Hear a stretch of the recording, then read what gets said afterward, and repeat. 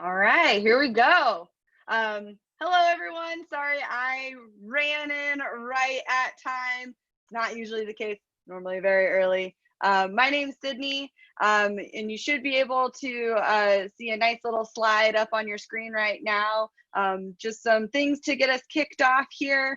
Definitely recommend making sure you have that gallery view once I stop sharing this slide.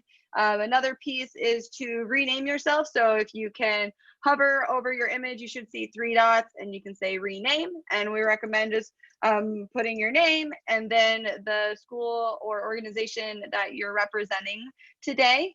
And then the last piece, we will just kind of kick things off with a 2-word check-in. This one comes from Riley, and you can all just slide this into the chat with your answer. And his question was, with sports slowly starting to come back this month and next month, what sport are you most excited to be coming back that has a date that's ready to go? I know for myself, it's going to be the English Premier League. And then also want to call out that we are recording today's session. The reason we're doing that is to continue to just bring value with this content and to be able to share it then in blog form for everyone to kind of recap and then kind of pull some of those items that we discussed today and be able to utilize them. So I will go ahead and introduce Brian Morgan, who is our gracious moderator today. And I'll go ahead and stop sharing my screen here. I know he's got a lot of really great topics to share with us today: digital ticketing, new revenue generation, and then also just the evolution of mobile engagement. So with that, I will hand things over to Brian. I know we still have some people joining. Thanks, Sydney. How's everyone doing? I don't know how to do that in a virtual. I saw some thumbs up, maybe a few cocktail lifts. Throw up a reaction. Yeah, throw up a reaction. So no, I appreciate it. From now on, it's been a huge part of what we've done at Marquette in the last, 8 months, Jeremy and Sydney, and they've been a huge asset to us, especially on the men's basketball side. So I can't thank them enough for what they've done for our 11,000 season tickets for men's basketball. But a little background on myself, I feel like I'm kind of on the older side now. I feel like, I started in this business probably in 2002, 2003, and going to NACMA and NACTA when there was only one little convention hall and maybe 300 people back in the Disney property resorts. And now the conglomerate it is, even though it's virtual. So I graduated from UW La Crosse back in 2003, learned under a gentleman named Paul Plinsky, who is now the AD at Colorado State Pueblo. He was at Nebraska Kearney. He was a huge mentor of mine and somebody that got me rolling into athletics. And then I came back to Milwaukee and ended up working for the Brewers in ticket sales. And tickets obviously has kind of been my background for 18, 20 years. But I went to the Brewers to work at a time when they lost 106 games. So you talk about the struggle was real. The struggle was real. I remember just opening the phone books and calling different places, but our average attendance for the Brewers at that time was like 6,000. So I think we'd all take 6,000 right now in the stadium, but that was quite the experience. From there, I went to UW Milwaukee for 13 years, mostly in ticketing, and then also in some marketing and some communications and sponsorship and everything at really UWM. So that was a great experience. And then 5 years ago, made the trek across town or downtown to Marquette, and I've had a great experience there within the Big East. So I saw Hannah from Xavier. I wish Brian and Brett were on the call as well, but those are some close friends of ours in the Big East. And I see my colleague Michael has joined the call. Appreciate you. Again, most of my time in 18 years and 20 years in college athletics has been spent in the ticketing realm and seen so many changes specific to how we enter, how we sell, the whole gamut. So today really is about digital ticketing, mobile engagement, and how can you generate revenue off that.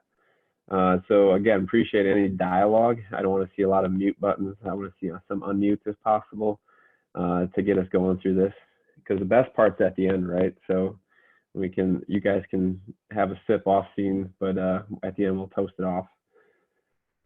So as we get into digital ticketing, most of us are probably thinking about this right now. For us at Marquette, it became ever apparent when the Bucks built Fiserv Forum 2 years ago, and we knew that it was going to be the most state-of-the-art arena in the world, especially in the country. And with that came new technology and new advancements. So Michael and myself really dove into what digital ticketing would look like. We ripped the Band-Aid off, no PDF tickets across the board for our sports. Really had to figure out the mobile management and engagement of digital ticketing. So that first year was kind of rough, because we just tried to push people through Safari on their phones, or the 20-step process. And when our average demographic at Marquette is 62 years old, you're not taking a lot of good phone calls. So it was a lot of interesting topics and transition and conversations during that time at Fiserv. So I know, Michael, I'm going to call you out right away. What do you think in our first year was the biggest hiccup as it relates to digital ticketing? There were many. No, it actually didn't go too bad. I thought it could go a lot worse, especially based on the age of our fans. So yeah, you field a lot of calls. You are patient with them. You explain it the best you can, and you ironically use technology to explain the technology that they're not getting. I mean, we came up with some good videos and different ways to show how to best utilize what is a feature that they should embrace, but not everyone does right away.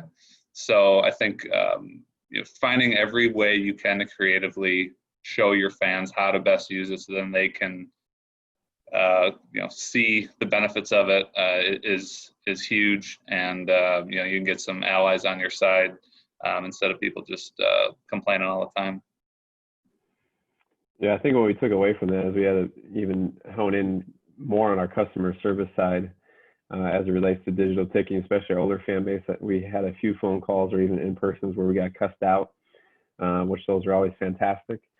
And you just try to smile, because people do not like change. And but I think when you present the positives of it, for us, a game against Wisconsin at home, we'll see the pre-digital ticketing, we saw probably 25 to 35 fraud cases.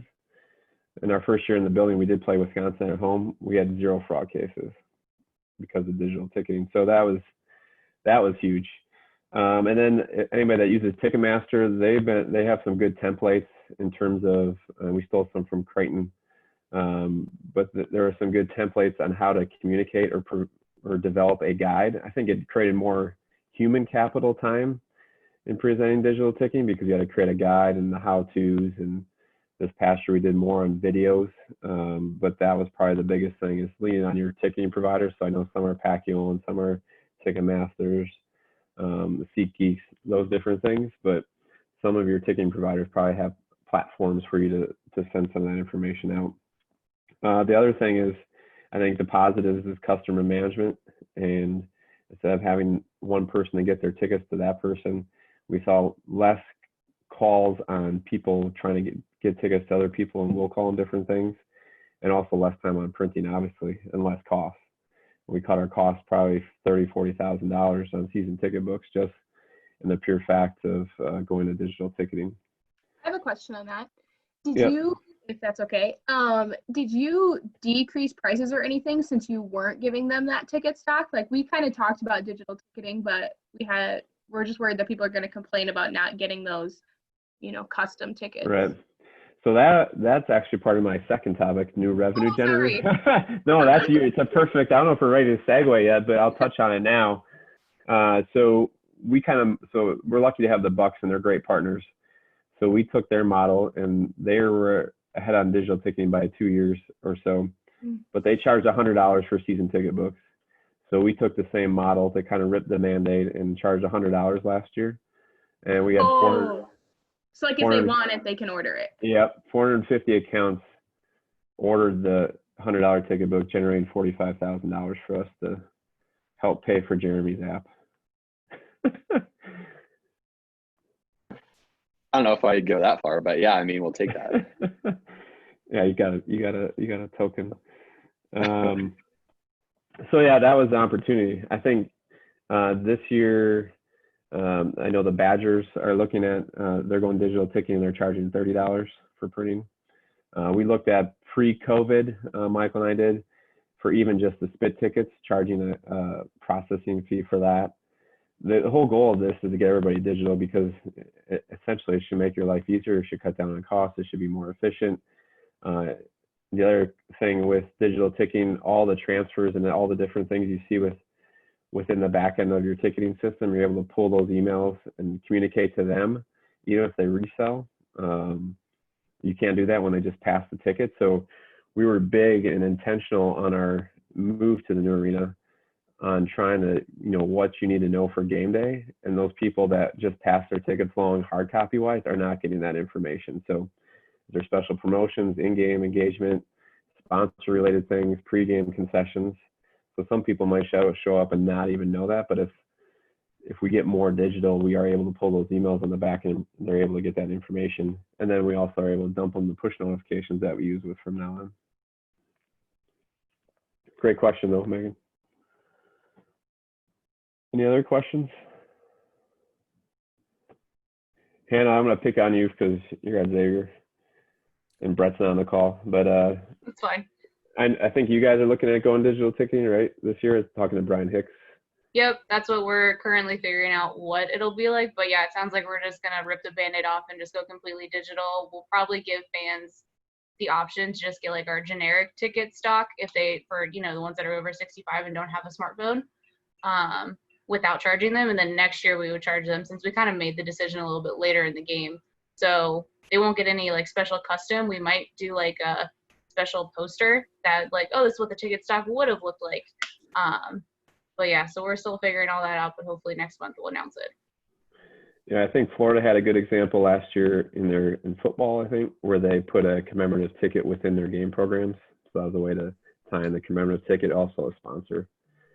I think one thing with digital ticketing and what it's created too is the use of more technology. So we utilize a text system too. Right now we use Zipwhip because if you're on your phone and you have issues coming to the game, I think Michael would, he's our main point person on game day when it comes to issues with technology. But our issues on game day, ticket related wise, grew exponentially just because, again, our fan base is 62 average. And they just come in hot, can't figure it out. Yep. But the technology of the texting system has helped us answer those questions in advance of them arriving. And we try to communicate that in advance so they can do that without having to wait in line or do things like that. I was at a game. I was at UCF at FAU last year, and I do a group trip every year. We had 10 tickets, and it was a disaster. The line for that with people and I'm not talking about 60-year-olds. I'm talking about people who know how to use a mobile phone and trying to get these things scanned. And the lines were so long that half of the crowd didn't get in until basically the end of the first quarter. I had 10 on my phone just by myself, and the guy who was trying to scan them eventually just gave up and just said, all right, go through. He scanned maybe 3 out of the 10. So I think with technology, certainly you want to go to digital, but worrying about the Wi-Fi aspect of it and, the long lines for that is something to consider. That's a great point, Matt. In our first year, I think we learned that, Michael. I would agree with on that. Is we are now intentional in the second year of saying, download your ticket in advance. We honed in on download your ticket in advance because then Wi-Fi is put in your Apple Wallet, your Google Pay. Because we also this year added parking to our digital. So everything you could do, hospitality, ticketing, and parking were digital this year for us at Fiserv. So we were very intentional in saying, because we had the same questions in the first year. I can't download it, and then everybody's getting frustrated like they're going to miss the greatest dunk ever, or they're going to miss, something in the first 3 minutes of the game. So intentional on downloading and intentional on getting there early were our biggest things this year. And while Fiserv up their Wi-Fi this year. Now at Fiserv, we use pods. We don't use people. There's just service representatives around, so it's more if the pods go out, the service people have backup handhelds. And then I saw a question from Andy from George Washington. I think I actually met you, Andy, back in 2005 at NACMA when you were at George Mason, I believe. Player guests, we're still going to do the spit tickets. So that, I think Michael actually had a conversation this week about how to handle player guests and coaches, and they're just so finicky a little bit. So just with the compliance issue, that's one piece we've continued to stay with spit tickets or hard tickets at this point. But internal tickets like our AD president, we're trying to take that more digital this year as well.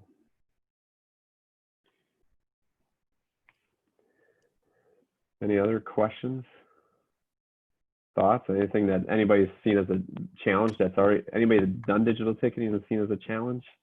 I have just a quick question. I don't know if you've covered it. I forgot to put my name or who I'm with right now, but I'm with the University of New Orleans. But in a previous stop at LSU, they now with Pac-Yolan have contactless ticketing where you literally can just put your phone on a scanner as if, to just scan your ticket. I just wanted to know if you all have been implying that at Marquette, or if anyone else here have been applying at their schools. It's just something that I've been noticing. And obviously at the University of New Orleans, a bit of a smaller school, we can't really do that yet, but I've noticed that around, and especially now, maybe with COVID-19, it's going to become a lot more common, and you're going to see a lot more of those this year or next. Yeah, like I said early on, we've had the benefit of playing in a state-of-the-art NBA arena, so we do have contactless digital ticketing. So although the pods don't work well, it's very, very much like an airport when you come in and put your ticket underneath the scanner, and you go in and you do all your tickets at once whether you're with a group of 2 or 5 or 6. So we've also had issues at pregame. Along with great technology comes great problems. So I remember going in a couple of games, we weren't even ready to scan until maybe a minute before we had national help desk. So some days, most days, because I'm old school, I still like the old school rip tickets because it just seems like life is a lot easier because you're relying on so many vehicles of technology to make things work. When it works, it's great, but when it doesn't work, it creates major headaches. Well, Brian, you can actually have a printed physical ticket that has technology to work on, contactless as well. Correct. Yep. I mean, yeah, I'd say we're 80 to 85% digital, and then there's the older fan base that still uses the old. Now, one thing that was supposed to come this year, again pre-COVID for Fiserv, that Michael and I were working on pre-COVID, was the Bucks and Fiserv were looking at going into rotating barcodes.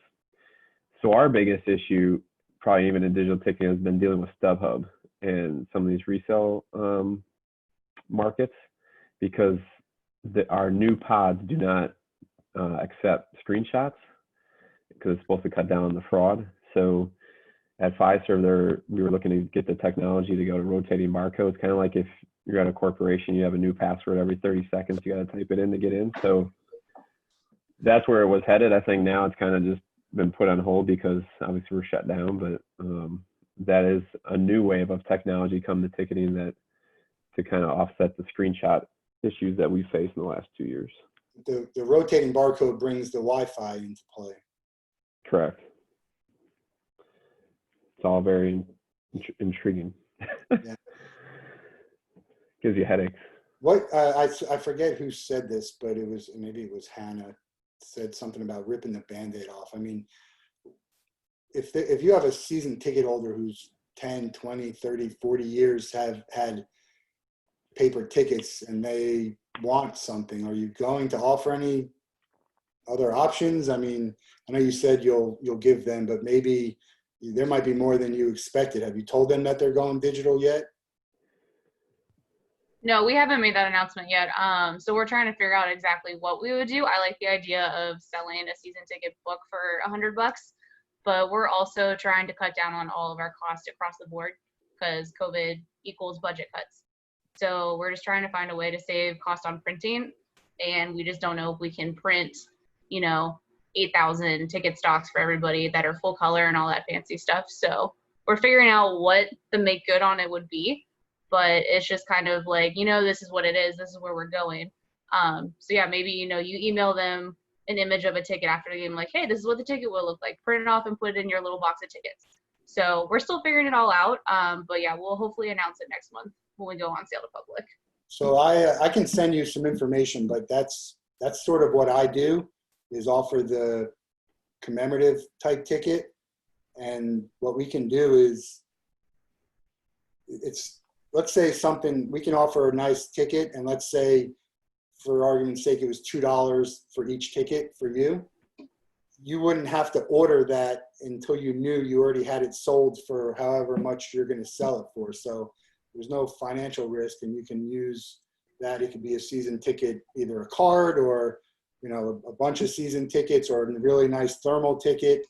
And it could have advertising. You can get a sponsor to possibly pay for that. We also are working on some technology for gamification and augmented reality, and then also, pushing digital content.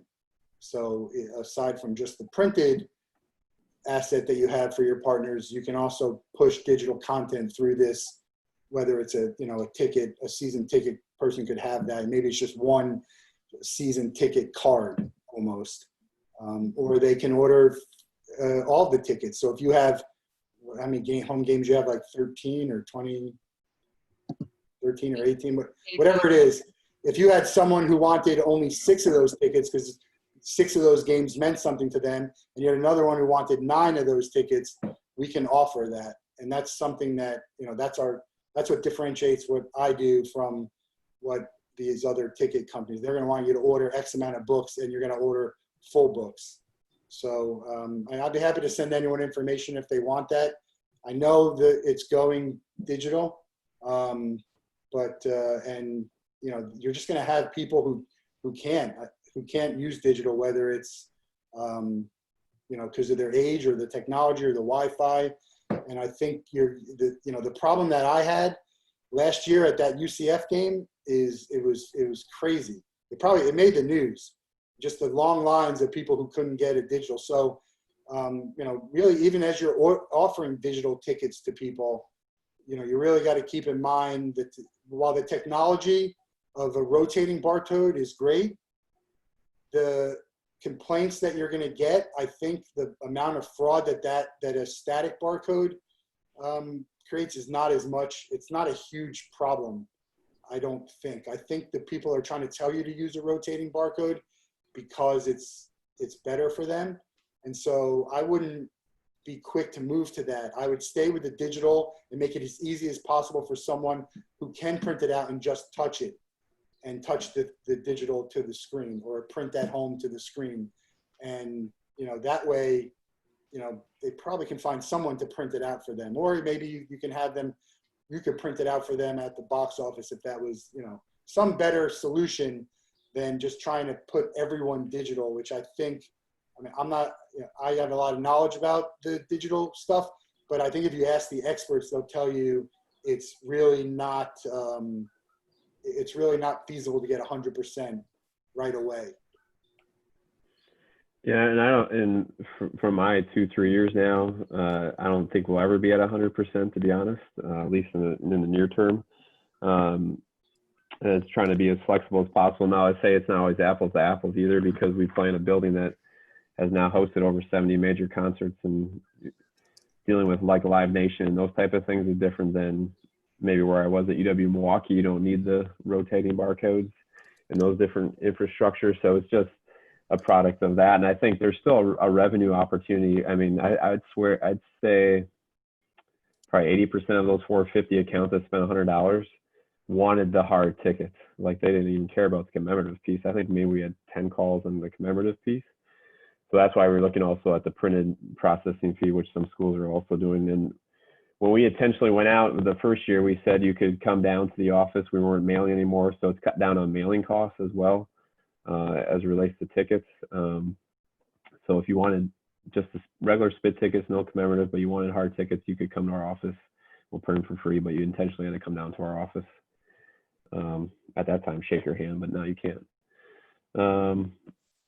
Anything else? Yep. Hi, this is Bob from Temple. How's it going? Good. Yourself? Good.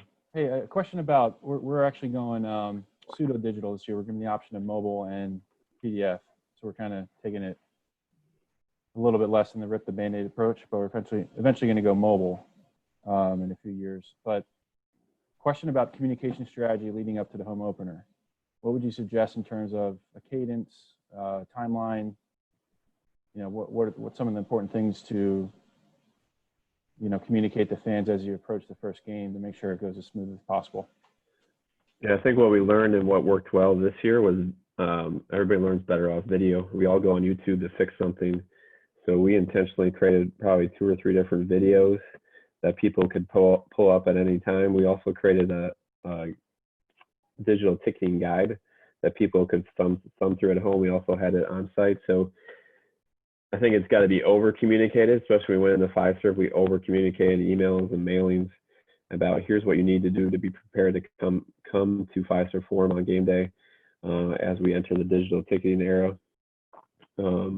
We also encourage them to reach out to us so we can answer their questions without them trying to call these different help desks and different things. But it probably created more workload for our staff because we said if you couldn't come, we created a sales center in the new arena, like a customer service center, Marquette specific, as well as Michael's area at we'll call them the box office.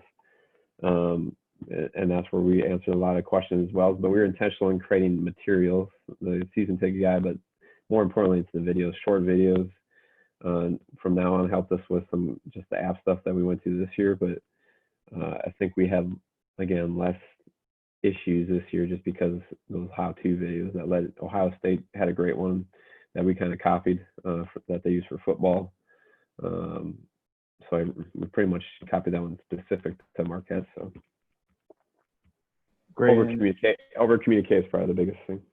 And what about in terms of, like, you know, I know a lot of places have extra hands near the gates to kind of help out, like whether it's student workers or, you know, building reps. Did you guys do anything like that where you had extra people on hand to help out? Yeah, we rely heavily on student employees at Marquette. It's just Michael, myself, and then our full-time staff. So we actually upped our student employment allotment for game day. So we threw a bunch in the lobby, especially in those first couple of games.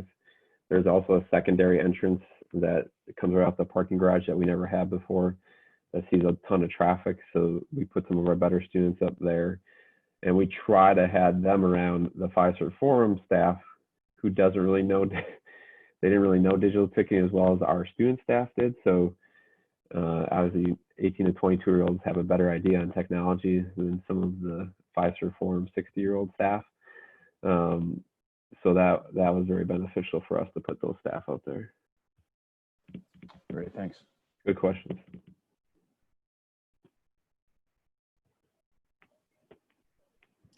From a fan point of view,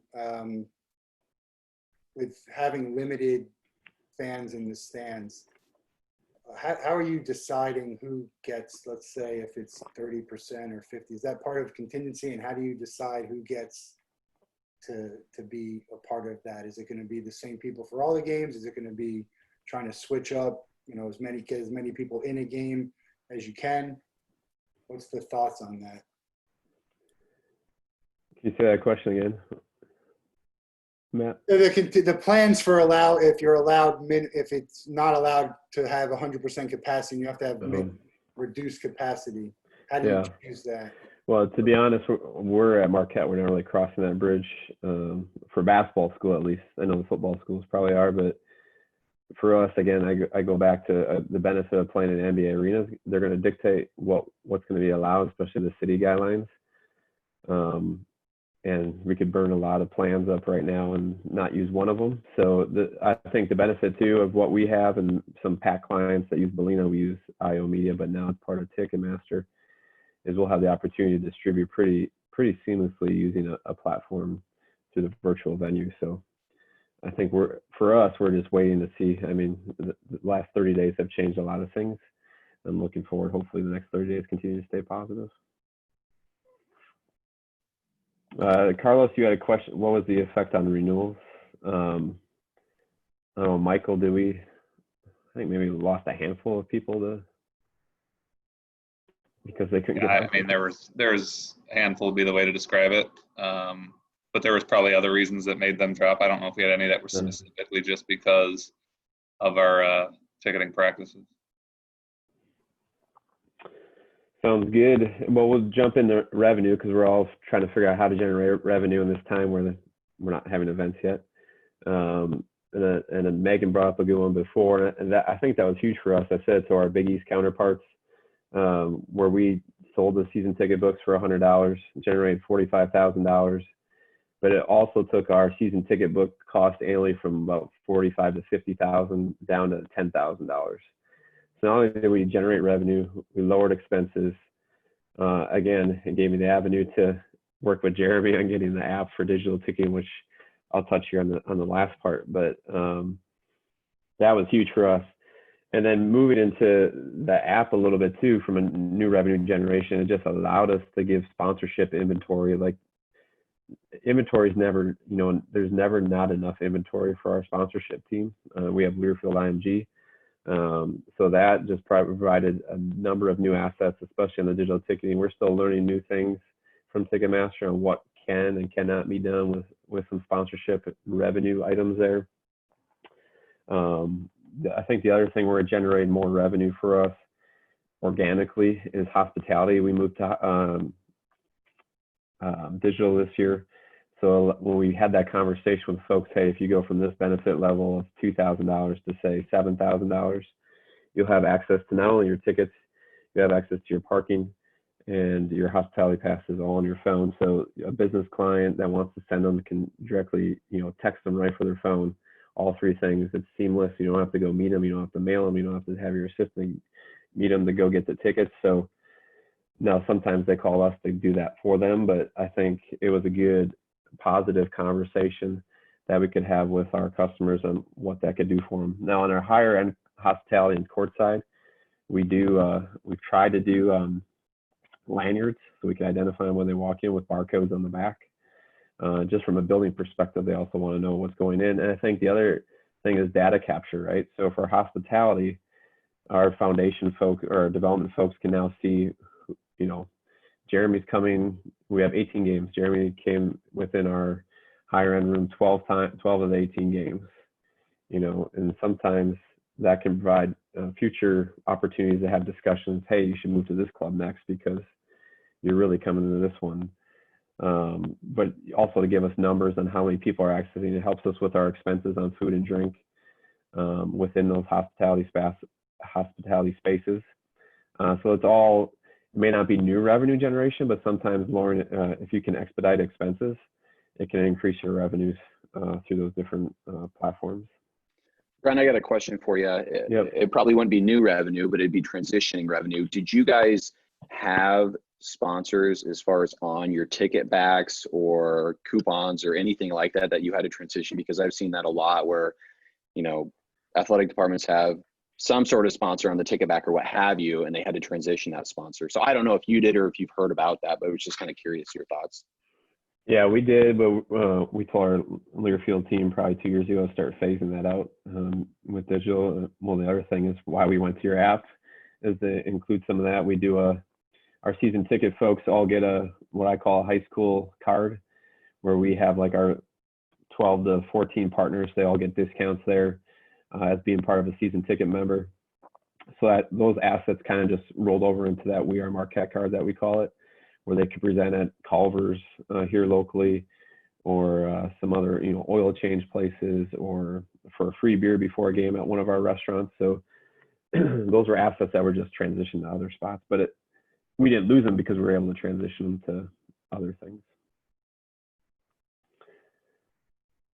Anybody see some, anybody, I guess, if they've done the digital ticketing, have they seen any great new revenue opportunities, whether it's lowering expenses, generating new revenue for new business lines?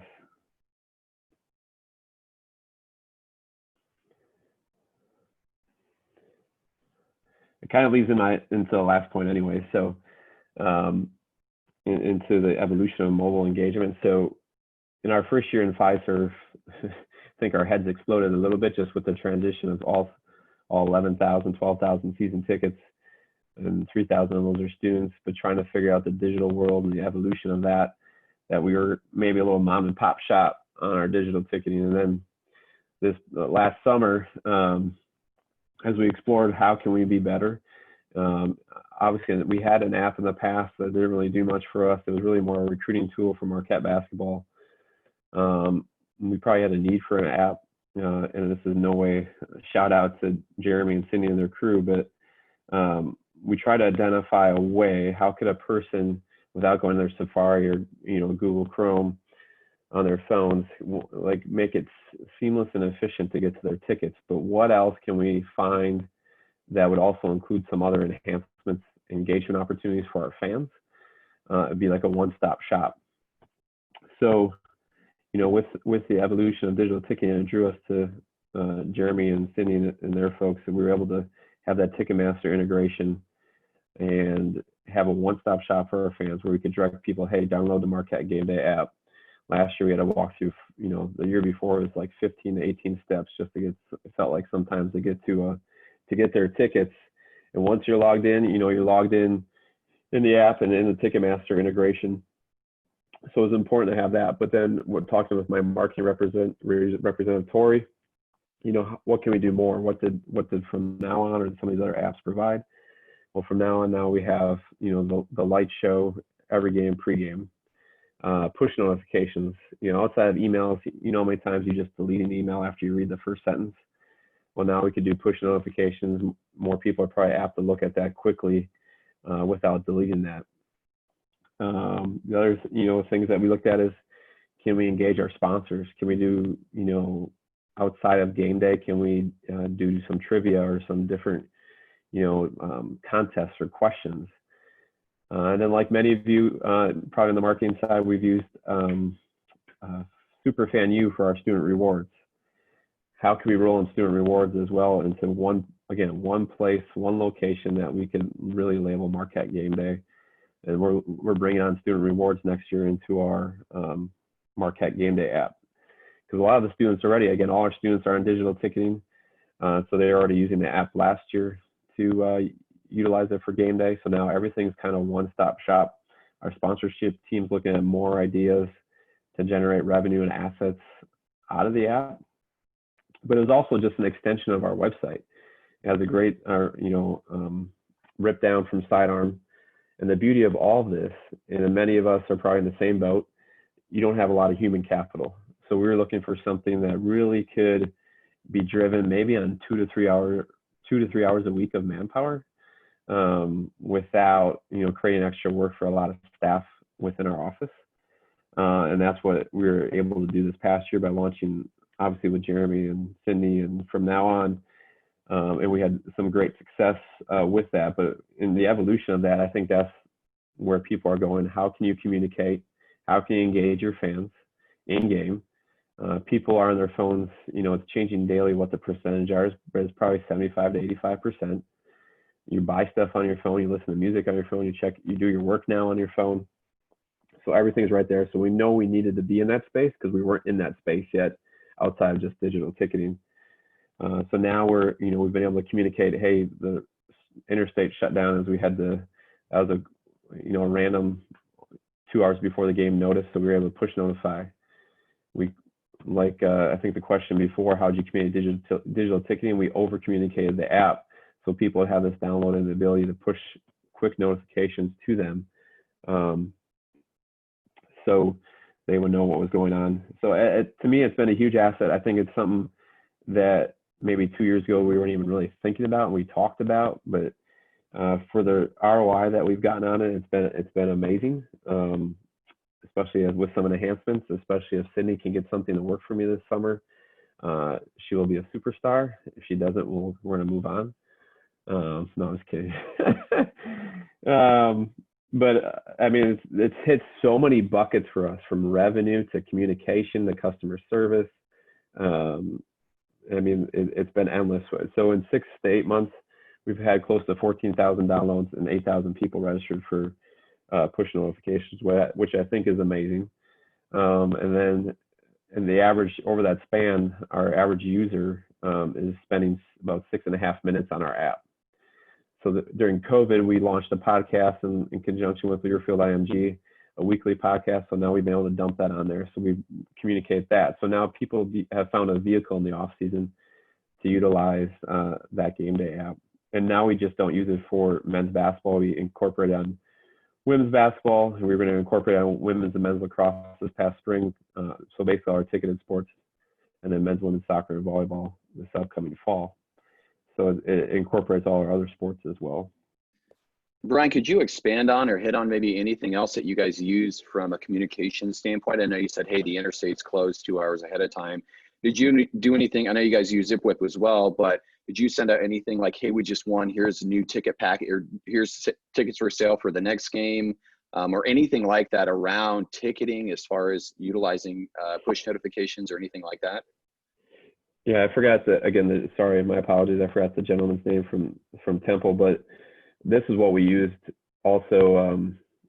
We would probably 3 hours before game time send a push notification reminder to download your tickets before you come to the Fiserv Forum, because then if you launched it from the app, it'd take you right to the app to get to your ticket account and download your ticket to your phone. That was our biggest over communications. Make sure there was no Wi-Fi issues, that you download the ticket directly to your phone prior to coming. But we also used it post game, where Michael, correct me if I don't know if we ever used it for Shake Shack. I know Dayton's example was a great one, where if they had a sponsorship activation, if they hit 6 threes, we have something similar. If you miss a free throw, if a visiting team misses 2 consecutive free throws under 10 minutes, everybody in the arena gets a free shake at Shake Shack. So we've pushed our sponsorship team to push it out that. So there's tons of sponsorship activation. It's just trying to get our sponsor folks to see that every day. That's why we had a call with Sydney a couple weeks ago. But that's great. I mean, we've used it to push out our podcast. We've used it. We had a virtual men's basketball banquet, so we put that on there and pushed that out through the app. So when I came here 5 years ago at Marquette, we had, again, just an app dedicated to Marquette basketball, and really it was for recruits, and that's kind of died off. So really was looking for something that everybody lives on their phone. In my opinion, this is not any stat-driven opinion, but I feel people are less apt to delete an app from their phone than some other things. So having the ability to have that on there and direct people there has been a great platform for this year. I guess, does anybody else have experienced different, positive results, negative results from having with some of that mobile engagement, whether it's an app or something else? I think you really hit the mark on student rewards. Again, back at LSU, we really used our mobile app specifically for students to encourage them to use the app for their tickets, to specifically check in to all kinds of events, whether it's our ticketed events when it was football or basketball, or even just going to volleyball games where it's free, and using that to get them to check in and get rewards from their current sponsors at the time, or the first 200 students get, a free box combo from Raising Cane's or stuff like that. And it helps get students further involved with the app, and then potentially allows them to funnel them to, when they're about to graduate, joining the recent graduate program, which gets them basically, as recent grads, discounts for being recent grads on season tickets and individual tickets, and then other, stuff from the shop.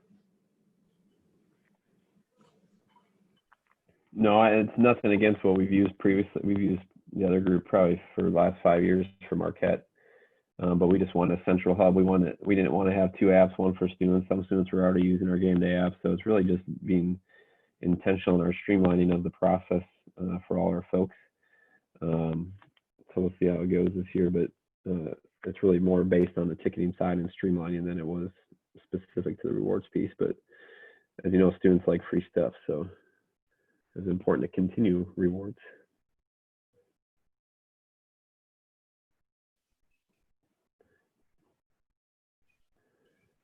Any other questions before we wrap up with a toast? Might be the most important part of this call, right? We are in Wisconsin, or at least Michael and I are.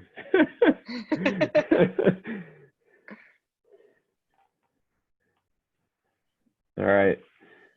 Well, like I said, I think at the start, I do appreciate you, or all of you listening. I think what we've learned through all this COVID is to learn from each other. I think, and maybe Andy remembers from one of our NACMAs back in the early 2000s, but I remember an acronym somebody said, I don't know if it was an AD or somebody, but they said CASE, copy and steal everything. So sometimes that mantra comes true. A lot of times just taking those examples throughout the country and how do you best use them on your campus or within your environment. And for example, the Ohio State thing that came about by just seeing it and some connections through the college ticketing conference, but it's no more important than now. It's just learning from each other. There's no template for what's going on with COVID, and we developed now a Big East ticketing committee to just review all these things as we find ways to generate revenue, stay on top of the whole digital world. But these have been great opportunities to lean on each other. But it's also been a great opportunity to have probably a beer every day just to get us, around. Or a beverage, I should say, for online and recording. So to that, I wish everybody the best of luck, especially those schools that are launching into football here in the next 60 days, and then all the basketball schools and minor league teams that aren't running yet. So appreciate all you listening to my garbage, and I have nothing but positive things to say about Jeremy, Cindy, and the crew from now on. They've been a huge asset to us. I'll plug that in quick. A huge asset to us at Marquette with our 11,000 fans and the future of what we do. So if anybody has any questions about app related things, especially to them, happy to jump on a call. But to that, cheers, prost, whatever you want to say. Hope everybody had a great time. Go Marquette.